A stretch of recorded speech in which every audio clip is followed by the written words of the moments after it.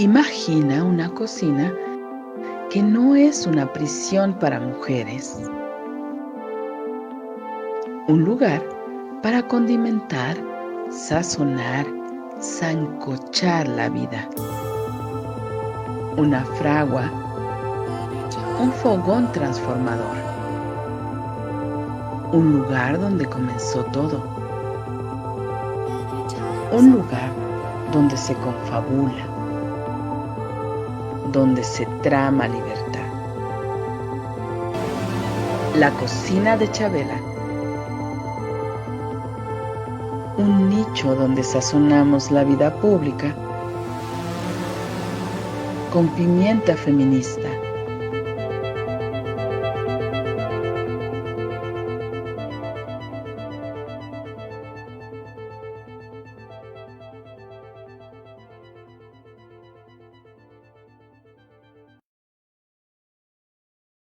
Muy bien, pues buenas tardes. Estamos en la cocina de Chabela en violetaradio.org. Ya saben, como cada miércoles, transmitimos en Facebook Live y en la frecuencia 106.1 de FM en la Ciudad de México. Somos radio comunitaria, radio feminista y hoy estamos pues muy contentas de recibir en nuestra cocina, en nuestra conversación de sobremesa, a Nadine Gassman, presidenta del Instituto Nacional de las Mujeres, y vamos a conversar de varios temas relacionados con el instituto, porque además, pues, este año el instituto celebra su 20º aniversario, 20 años de que fue creado ese instituto. Entonces vamos a conversar ampliamente sobre qué ha sucedido durante estos 20 años, cuáles han sido las políticas públicas que se han implementado en favor de los derechos de las mujeres desde el instituto. Y bueno, antes de entrar a nuestra conversación, muchas gracias, Nadine, por haber aceptado la invitación de estar acá. No, encantada, Maru, de estar contigo, de estar con tu audiencia. Delicioso pensar que estamos en la sobremesa de Chabela, en la cocina de Chabela. Sí, muchas gracias. Pues como comentaba hace unos momentos, efectivamente el instituto fue creado en 2001 después de ser un programa nacional de las mujeres directamente. Muy bien, pues buenas tardes. Estamos en la cocina de Chabela en violetaradio.org.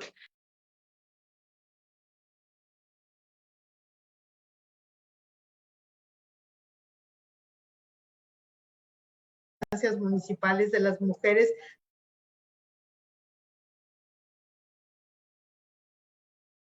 Teníamos antes entre un programa nacional y un instituto. Bueno, muchas gracias. Realmente estamos celebrando esta creación de una institución rectora de la política de igualdad, ¿no? El instituto es un órgano descentralizado con personería y recursos propios que tiene esta función de rectoría de la política pública, o sea, de ser una articuladora de las políticas públicas para lograr la igualdad sustantiva entre mujeres y hombres. Y es importante cada una de las palabras porque lo que tenemos es este papel de asegurarnos que las políticas públicas cierran las brechas de desigualdad que hay entre mujeres y hombres y van avanzando a esta igualdad sustantiva, real, una igualdad que viven las mujeres en su vida cotidiana. Entonces, esto es parte de las recomendaciones que se hicieron en Berlín, en la 4ª Conferencia Mundial de la Mujer, y que cumplió ahora 26 años, y donde vemos el avance en que era importante la igualdad, pero que necesitábamos quién estuviera empujándola, la institucionalidad, ¿no? Y ese es el Instituto Nacional de las Mujeres que lo ha hecho en los últimos 20 años, producto de esta historia de transformaciones, como bien decías, de programa a instituto para darle más robustez a la institucionalidad, más presencia, más capacidad de articulación, más recursos y mantener la interacción con las organizaciones de mujeres de todo el país. Creo que lo que es interesante del instituto es que es este órgano, digamos, que tiene como función principal coordinar, transversalizar, y que lo hace no solo dentro de la Administración Pública Federal, pero con los estados a través de nuestras homólogas, las instancias estatales de las mujeres y las municipales, y que parte de estos 20 años han sido el fortalecimiento de estas redes, ¿no? Ahora tenemos en cada estado un instituto, una secretaría de las mujeres, tenemos en 83% de los municipios también instancias municipales de las mujeres. Entonces tenemos como esta institucionalidad que promueve que las políticas, las inversiones cierren estas brechas de desigualdad.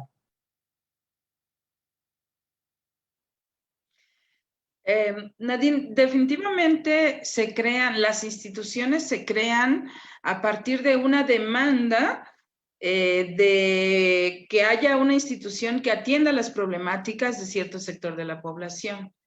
En el contexto en el que se crea el instituto, ¿cuál era la demanda en términos generales a nivel nacional de las mujeres y la situación de las mujeres? Bueno, las demandas eran múltiples, como siguen siendo múltiples, ¿no? Demandas desde el reconocimiento, la participación de las mujeres, demandas vinculadas a la participación de las mujeres, no solo en la esfera, digamos, de la representación política, pero también de la participación en otros ámbitos de la sociedad, en la educación, el tema de la mortalidad materna, los temas vinculados a la incorporación de las mujeres en el mercado de trabajo, el empoderamiento económico, y una demanda muy importante de prevención y erradicación de la violencia contra las mujeres, ¿no? Recordémonos que la violencia contra las mujeres ha existido siempre, pero que era un asunto privado, ¿no? Hace 30, 40 años cuando el feminismo inició. Y hoy en día es obviamente una parte de la agenda pública muy importante. Pero en todos estos ámbitos, las exigencias, y como bien lo dices y lo decimos siempre, la lucha feminista, la lucha de las mujeres en su diversidad, fueron las que inspiraron no solo visibilizaron la agenda y las brechas de desigualdad en todos los ámbitos de la vida, en la economía, en la política, en la educación, en la salud, en todo, sino que también articularon la forma y los abordajes desde los cambios de las leyes, la creación de los programas, la etiquetación del presupuesto, para realmente hacer cambios sociales profundos y también de la propia cultura.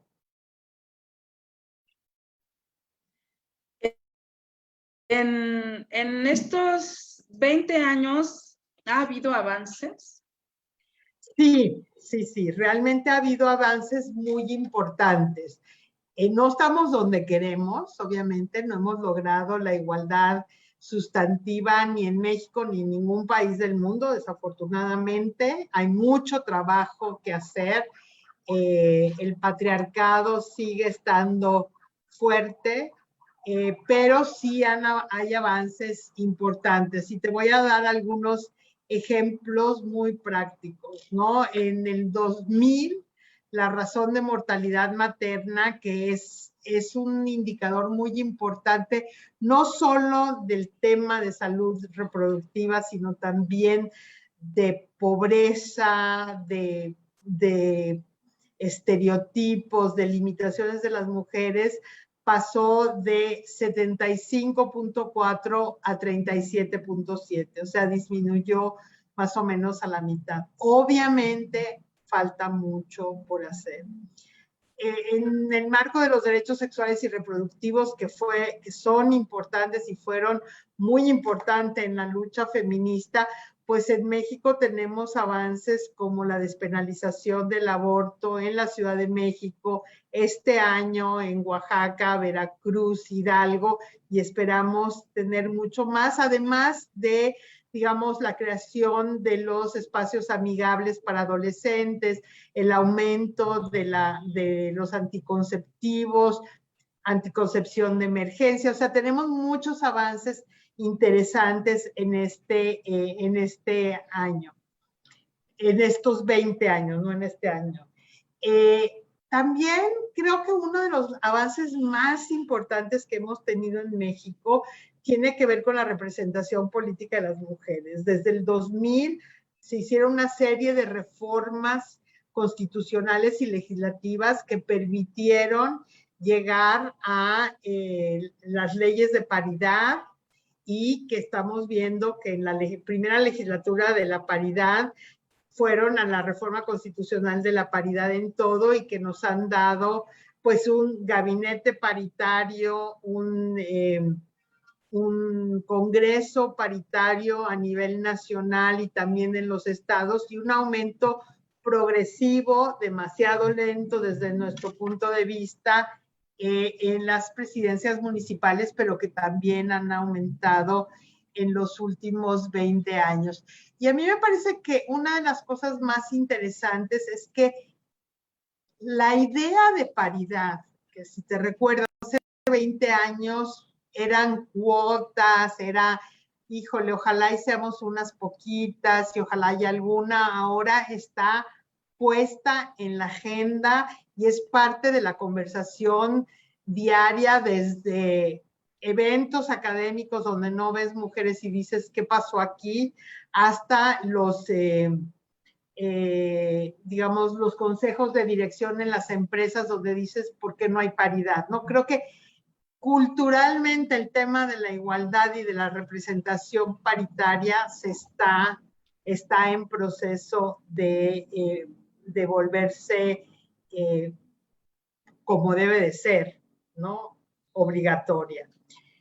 Creo que otro de los avances interesantes tienen que ver con la educación.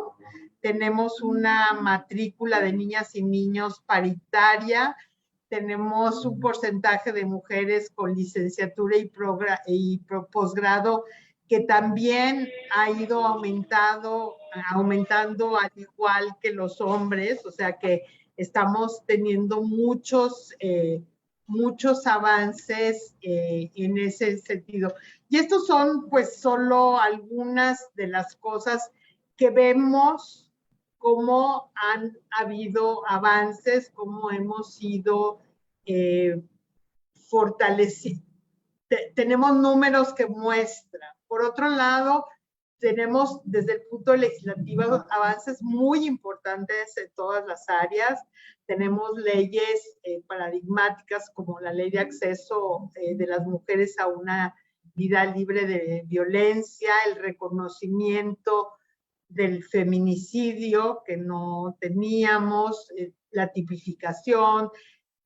Hay trabajo pendiente en toda esta área y sobre todo en la implementación de estas leyes y de las políticas. Y digamos que en los últimos meses con la legislatura de la paridad, a mí me parece muy importante mostrar cómo tener una legislatura de la paridad, como un gabinete paritario, muestran que las agendas son agendas que tienen que ver con las necesidades de las mujeres. Se discutió y se aprobó en la Cámara de Diputadas y Diputados el derecho al cuidado y al tiempo libre, está por ser ratificada en el Senado.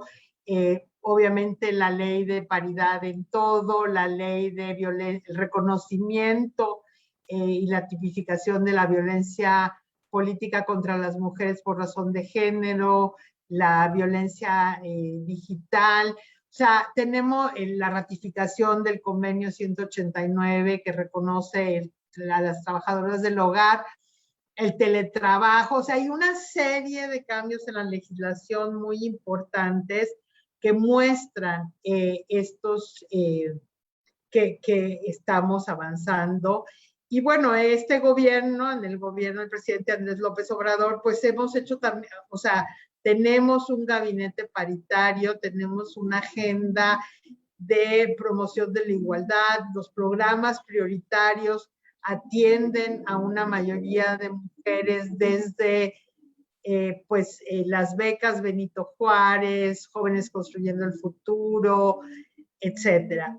Y finalmente, el último punto que quisiera hablar sobre esto tiene que ver con el presupuesto etiquetado, ¿no? Uno de los avances y de los logros tiene que ver con el anexo 13 y el presupuesto, pues en esta legislatura, en este gobierno, ha aumentado significativamente, ¿no? Ha aumentado de casi 70 a 120 millones de pesos, 120,000 millones de pesos en números muy redondeados, pero mostrando que realmente el aumento es significativo y que estos mecanismos que han sido creados en esta alianza entre legisladoras, el Instituto Nacional de las Mujeres y las organizaciones de mujeres, pues están funcionando, están avanzando. Obviamente queremos más,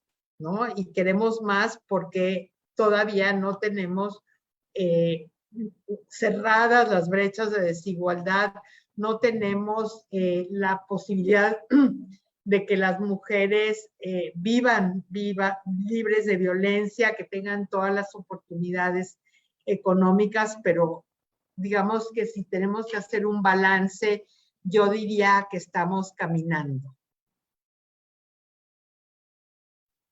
Mencionaste algo bien importante en términos de los cambios culturales y que definitivamente ahora no podemos pensar, cuando hablamos de paridad, no podemos pensar en que vamos a ver si está una o dos o tres mujeres presentes en los ámbitos de toma de decisiones, sino que ahora pensamos realmente en que haya una representación importante o sustantiva en esos espacios. Es decir, ya en nuestra cabeza ya aparece como una necesidad. Y justamente a mí me parece muy importante el cruce que hay entre esos cambios culturales y el quehacer institucional, político de un Estado para influir en esos cambios culturales. ¿Cómo te parece que ha sido el trabajo? Y además, bueno, añado aquí que pues el instituto me parece como en términos de la estructura del Estado de toma de decisiones, pues es una institución pequeñita. Sin embargo, creo que tiene un gran papel para influir en esa toma de decisiones respecto de la igualdad sustantiva y de los cambios culturales. ¿Cómo influye el instituto, Nadia? Mira, yo creo que tú lo has puesto en términos muy, muy reales e interesantes. Nosotros somos una institución, digamos, que tenemos un papel de rectoría, de asistencia y de trabajo conjunto para transversalizar, para incorporar en cada una de las políticas públicas esta preocupación por cerrar las brechas de desigualdad, ¿no? Por incorporar la perspectiva de género, como decimos. Y en ese sentido, el trabajo nuestro que tiene que ver con lograr entender el quehacer de cada una de las instancias y cómo pueden participar de una manera proactiva, es lo que hace la eficacia o falta de eficacia del trabajo del Instituto de las Mujeres. Y yo quiero decirte que la forma en que nosotras construimos el Proigualdad, el programa de igualdad entre mujeres y hombres en este gobierno, escuchando por un lado a las mujeres en todo el país y dialogando con las dependencias, nos permitió hacer estos vínculos donde cuando tú ves las acciones del Proigualdad, son acciones que las propias instancias determinaron que iban a hacer con ese objetivo y que tiene cuestiones donde estamos trabajando, coadyuvando, dando apoyo técnico en temas tan diversos como cómo incrementar la propiedad de la tierra de las mujeres rurales, cómo incorporar el tema de igualdad de género, interculturalidad en los contenidos educativos y en los libros de texto, ¿no? O sea, es esta gama de cosas que van a hacer y están haciendo y se basan en estos cambios culturales que ya ha habido y los que se necesitan, ¿no? Porque, claro, lo más difícil a nivel social, porque las políticas públicas tienen una función, pero no van solas, es esta transformación cultural de la sociedad donde nos reconozcamos como iguales, nos apreciemos como iguales y terminemos con esta idea de patriarcal, de que unos valen más que otros y por eso tienen más privilegios y hay que darles más, ¿no? Esta, como dicen, idea radical feminista de que somos iguales. Y eso lo estamos trabajando en todos los ámbitos, pero nos parece que uno que es central, y por eso nos parece muy importante la labor que hace los medios de comunicación, es justamente cómo se tratan estos temas en los medios de comunicación, cómo se cambian estos estereotipos o no en los propios medios de comunicación y cómo vamos como sociedades reconociendo estas transformaciones civilizatorias hacia la igualdad, la no discriminación, la resolución no violenta de conflictos, que son pues cambios esenciales y propuestos desde las organizaciones de mujeres, el feminismo, que es en lo que estamos trabajando, ¿no? Y creo que uno de los temas que nosotras hemos incorporado en esta discusión, Maru, es todo el tema de cuidados, ¿no? Que ha sido parte de la agenda feminista por 30 años, pero que con la pandemia nos ha permitido visibilizarlo y yo digo vivirlo en primera persona como humanidad, ¿no? El papel y la importancia que tienen los trabajos de cuidados. Y en ese sentido, el trabajo es uno de los objetivos del Proigualdad. La primera vez que se pone en un Proigualdad como un objetivo específico. Y esto nos permite como articular varias de las necesidades de las mujeres para hacer esta transformación en lo individual, en lo familiar, en lo comunitario, pero también en la responsabilidad social y del Estado y la necesidad de que el propio sector privado se involucre en estas estrategias, en este sistema. Gracias, Nadine.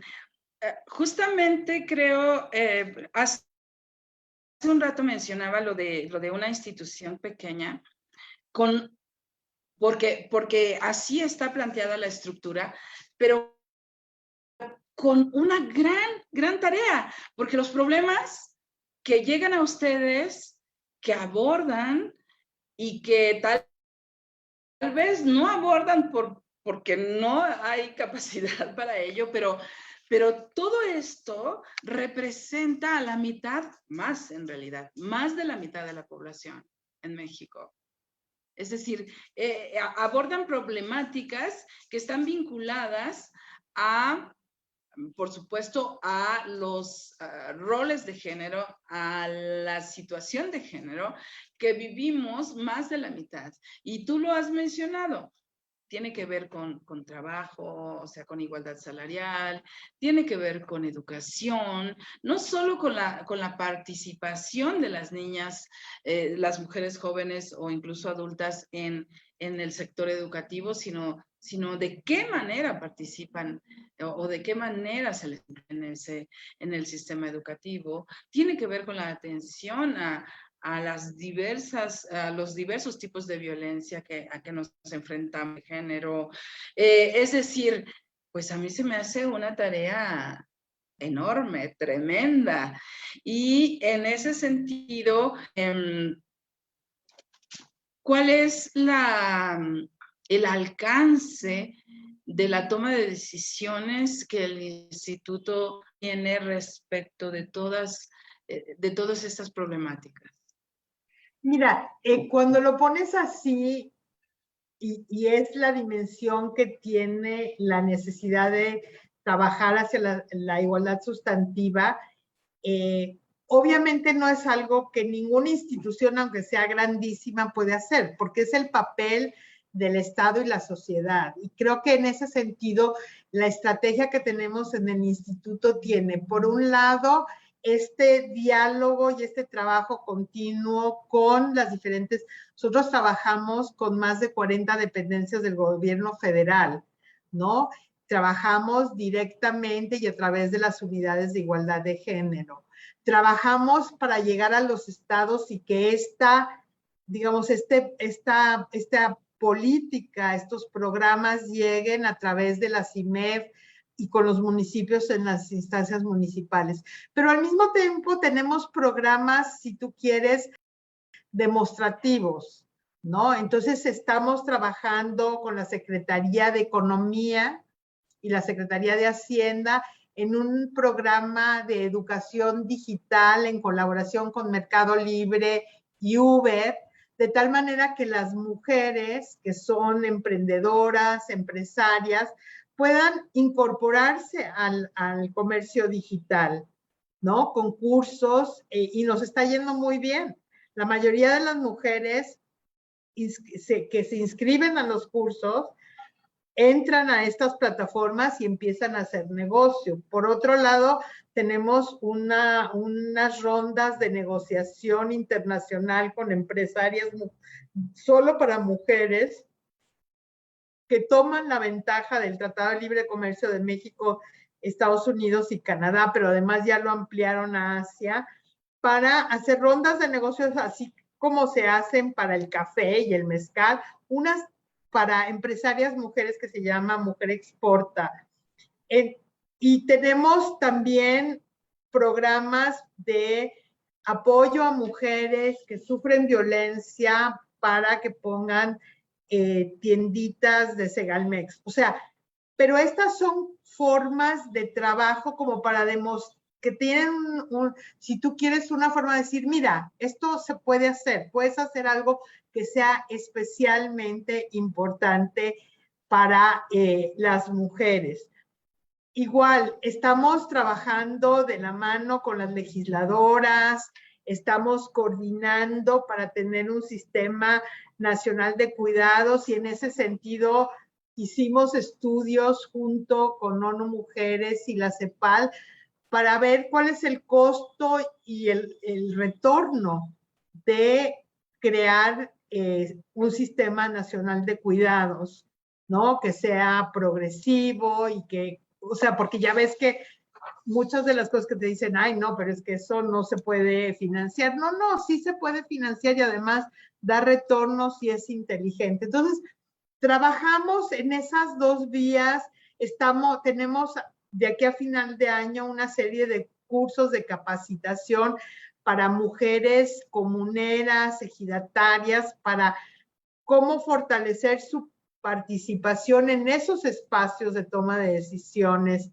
que también son muy importantes. Entonces, trabajamos, si quieres, en lo macro, en las políticas públicas, de la mano, por ejemplo, con SEDATU, que hoy hace el desarrollo de sus espacios comunitarios con una perspectiva de género, a la vez que tenemos ejemplos y trabajamos apoyando a, por ejemplo, las IMEF, las instancias estatales y municipales de las mujeres, con recursos específicos para hacer acciones específicas en el área de empoderamiento económico, en el área de participación política, y un fondo, el Fondo de Apoyo al Bienestar de las Mujeres, para el tema de la implementación de la Estrategia Nacional de Prevención de Embarazo Adolescente, ¿no? Entonces tenemos esos diferentes ámbitos de trabajo, desde lo muy local, específico y demostrativo, hasta nuestro trabajo de influencia en políticas públicas y legislación. Y una agenda internacional, obviamente, muy importante. Claro. Bueno, quiero comentarte que en la cocina de Chabela tenemos una co-conducción con Cecilia Figueroa, que ahora no pudo estar presente porque está apoyando de otro programa en esta entrevista, pues. Y ella me dejó encomendada algunas preguntas. Por ejemplo, ha habido una crítica muy fuerte de grupos de vertientes o corrientes del movimiento feminista hacia el presidente Andrés Manuel López Obrador, en el sentido de que no es un presidente que apoye a las mujeres, o por ejemplo, aquella discusión de cuando no estuvo, negó de alguna manera que hubiese incrementado los casos de violencia en relación, en situación de epidemia en México. ¿Tú dirías que no es un gobierno que tenga una política muy clara de incidencia hacia o en las mujeres? Digo, claro que desde tu postura como presidenta del instituto has nombrado ahora un montón de acciones, pero en estas discusiones que han estado a nivel público sobre que el presidente no apoya a las mujeres, ¿qué dirías, Nadine? Pues yo diría que tenemos que ver la evidencia, ¿no? Que podemos tener opiniones y podemos tener interpretaciones, pero la evidencia es muy clara, ¿no? El presidente es el primer presidente que tiene un gabinete paritario, con mujeres en carteras tan importantes como gobernación, seguridad, economía, medio ambiente, educación, cultura. Es un presidente que le ha dado apoyo a los programas prioritarios donde la mayoría de las beneficiarias son mujeres. Tiene muchísima claridad y ha dado la encomienda clara e inequívoca de articular los programas, las instituciones que trabajamos para prevenir y atender la violencia contra las mujeres. Entonces, a mí me parece que tenemos las evidencias para decir que el gobierno del presidente Andrés Manuel López Obrador y la Cuarta Transformación es un gobierno que está poniendo en el centro las necesidades de las mujeres, especialmente las mujeres que están en situación de mayor vulnerabilidad, de las mujeres indígenas, de las mujeres afro, con un gran énfasis en apoyo y desarrollo de las mujeres jóvenes a través de programas como Jóvenes Construyendo el Futuro, y con una institución como el Instituto Nacional, apoyando al Instituto Nacional de las Mujeres para hacer este trabajo que realmente está permeando y está mostrando el compromiso del gobierno con la igualdad sustantiva. Gracias. Y otra de las preguntas que nos planteábamos con Cecilia en nuestra conversación para planear esta entrevista es el papel de las organizaciones civiles feministas que tienen definitivamente una larga trayectoria en posicionar la agenda justamente. ¿Cuál es esa relación que existe actualmente con el instituto? Dado que sí tenemos una historia de relación, de vínculo de trabajo conjunto, pues muy fuerte y muy clara, y que parecería que en este momento no es tan fuerte y tan colaborativo el trabajo que se hace desde las organizaciones civiles feministas y el instituto. Bueno, realmente yo creo que habría que empezar por decir que muchas de las que hemos estado en las organizaciones estamos ahora aquí en el instituto y que tenemos un diálogo permanente y abierto con las organizaciones feministas en toda su diversidad. Algunas están más de acuerdo con lo que estamos haciendo y otras están menos, pero estamos dialogando con todas. Tenemos espacios abiertos con todas. Nuestros consejos están funcionando. Son consejos vocales que son muy diversos, que tienen, digamos, opiniones diferenciadas. Todas se escuchan y se respetan. Y en todo el trabajo que hacemos a nivel de los estados, en las comunidades, en la propia, con las propias académicas, tenemos siempre un diálogo muy abierto, muy importante, y siempre las puertas del instituto y las puertas de mi oficina están abiertas para quien quiera aportar, dialogar, hablar, y me parece que eso es el espíritu en el que estamos trabajando.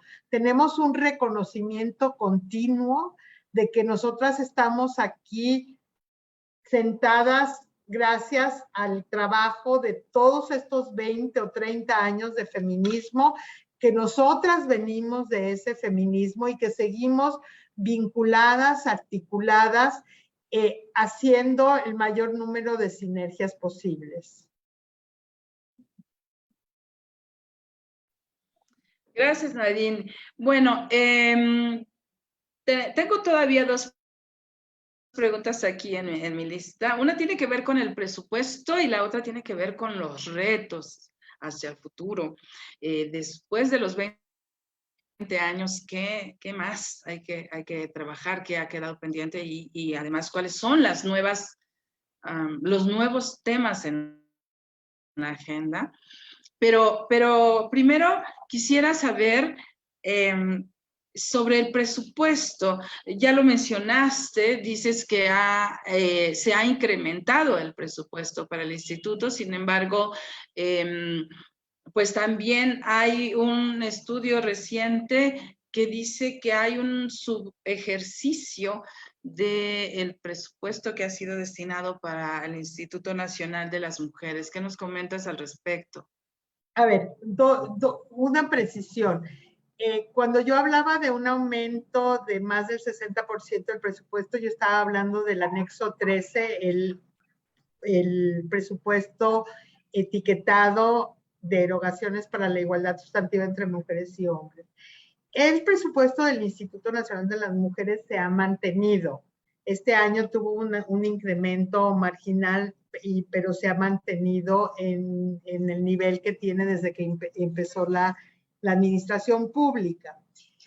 Y el estudio que salió sobre el subejercicio está basado en los datos del primer trimestre. El primer trimestre, como tú sabes, siempre es un trimestre donde hay muchos de los procesos que están en curso. Cuando se revise el presupuesto del primer semestre, se va a ver que la gran mayoría de los recursos ya se han erogado. Y te voy a explicar, es muy fácil explicarlo, porque más de la mitad del presupuesto del instituto son recursos federales que pasan a los estados y los municipios. Y todos esos recursos ya se erogaron, ¿no? Y se erogaron entre finales de marzo y principios de abril. Los recursos del programa de transversalidad y los recursos del fondo de apoyo y bienestar de las mujeres, que son alrededor del 50% de los recursos y que no se podían erogar en el primer trimestre porque hay todo el tema de la convocatoria, tú sabes, toda esa parte, pero que ya están y se están ejerciendo. Yo he estado visitando los estados y están viento en popa. Entonces, realmente el estudio mostró los datos del primer trimestre y la situación en este momento es totalmente diferente. Vamos bien en la ejecución del presupuesto y estamos trabajando en el marco de la pandemia, que también nos implica, digamos, adecuaciones en términos de eventos presenciales, que ya no son presenciales, son virtuales, etcétera. Pero hemos estado, y yo lo tengo que decir porque además tengo un enorme agradecimiento con el equipo de LI Mujeres, que durante toda la pandemia, adecuándonos a las circunstancias y poniendo en primer lugar la salud y bienestar del personal, hemos seguido trabajando y cumpliendo con las metas que nos habíamos propuesto. Pues para finalizar esta entrevista que estamos llevando a cabo con Nadine Gasma, presidenta del Instituto Nacional de las Mujeres, aquí en la cocina de Chabela, en Violeta Radio 106.1 FM. Nadine, ¿cuáles son los retos? ¿Cuál es lo que falta palomear en la agenda de la igualdad sustantiva, de los derechos de las mujeres? Bueno, yo te diría tres cosas, ¿no? Tres cosas que nos parecen esenciales. La primera es la implementación de toda la agenda y de toda la legislación que tenemos, ¿no? Hemos hecho avances muy importantes en legislación y tenemos que seguir avanzando en su implementación. La segunda es el desarrollo y la consolidación de un sistema nacional de cuidados que realmente permita vincular, por un lado, esta necesidad de reconocer, redistribuir y retribuir las acciones de cuidado, ¿no? Y ponerlas en el centro del quehacer, de esta mentalidad que tiene que transformarse y que además va a abrir oportunidades de empoderamiento económico y también va a contribuir con la construcción de paz, que es un tema esencial y del que no hablamos y donde tenemos un programa hermoso de mujeres constructoras de paz. Y la tercera es el cambio cultural, ¿no? O sea, es realmente esta transformación de las relaciones de poder entre mujeres y hombres, este cambio hacia la igualdad, hacia el reconocimiento de la igualdad, hacia la transformación de los estereotipos de género. Y yo creo que esos son pilares esenciales que realmente transformarían la vida de las mujeres, de las niñas y de las adolescentes de este país. No podemos dejar de mencionar que tenemos pendiente la despenalización del aborto a nivel nacional. Sabemos que ha habido muy lentamente, muy a pasitos, pues avances en la despenalización en ya 4 estados, incluyendo la Ciudad de México. Ciudad de México, Oaxaca, Hidalgo y Veracruz. Estoy en lo correcto, ¿verdad? Así es. Pues falta gran parte, la mayor parte de los estados, pero ¿tú crees que es posible una despenalización a nivel nacional como la iniciativa que se encuentra en Cámara de Diputados? Pues mira, yo creo que tanto desde el instituto como con apoyo del Ejecutivo, el Legislativo, y obviamente con la participación y el apoyo de la sociedad civil, están dadas las condiciones, ¿no? Y estamos en un momento en que muchas fuerzas que no siempre estaban alineadas, estaban alineadas. Vamos a ver sí, la parte conservadora nos permite avanzar en este tema, pero evidentemente entre las prioridades, cuando yo hablo de la igualdad, el ejercicio de todos los derechos, hablo obviamente también de los derechos sexuales y reproductivos, hablo también del derecho a vivir una vida libre de violencia. Entonces, digamos, te lo quise englobar y lo quiero poner como grandes temas, pero la promoción de la igualdad y el ejercicio de todos los derechos de las mujeres tienen muchas asignaturas pendientes donde tenemos marcos legislativos robustos que tienen que llevarse a la práctica. Sistema de justicia tiene que hacer su trabajo, ¿no? Realmente los medios de comunicación tienen que hacer su trabajo y tenemos que realmente caminar hacia eso que nos exigen las mujeres jóvenes en todo el país, ¿no? Poder ejercer todos sus derechos todo el tiempo en todas partes. Pues Nadine, no me queda más que agradecerte que nos hayas acompañado en esta sobremesa de la cocina de Chabela. A nombre de Cecilia Figueroa, mi compañera conductora y productora también de este programa, y a nombre mío, Maru Chávez, muchísimas gracias por venirnos a contar qué es y qué hacen y qué ha hecho el Instituto Nacional de las Mujeres por las mujeres de este país. Muchísimas gracias por haber estado acá con nosotras. Muchísimas gracias, Maru, a ti, a Radio Violeta y a digamos, a todas las comunicadoras, periodistas, feministas que hemos caminado juntas y seguiremos caminando juntas, no solo en estos primeros 20 años del instituto, pero de aquí en adelante. Muchísimas gracias. Hasta luego. Chao.